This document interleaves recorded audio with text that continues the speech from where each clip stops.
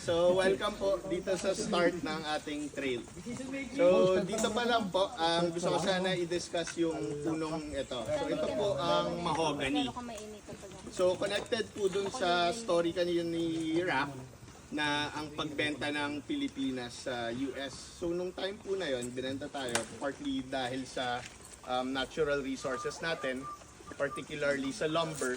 So at marami tayo kasi magagandang native hardwood mga lawan, yakal, mga nara.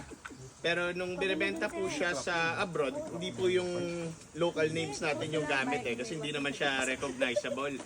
So usually binebenta yon as Philippine mahogany.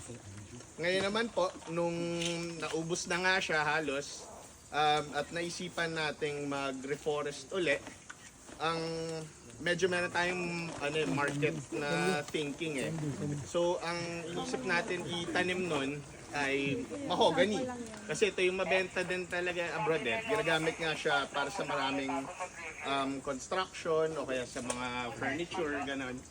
Ang problema nga lang po ay hindi siya native sa atin, sa Pilipinas. So itong mga mahogany, pagka nandito siya nakatrim sa yung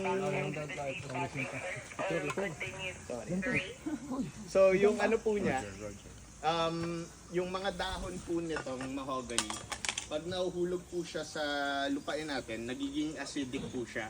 Hindi kasi yan compatible sa ating native soil So usually po, pagka ganyan makita nyo sa babaan niya, hirap na hirap tumubo ang ating mga native plants.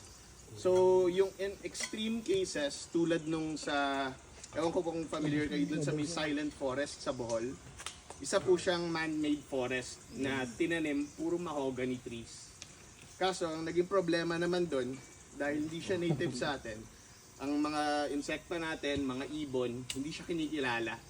So, pag pumunta ka dun sa lugar na yun, kaya siya silent forest, kasi biologically dead siya. So walang nakatira doon kundi mahogany. Ang masama din doon sa mahogany, malakas siyang sumipsip ng tubig.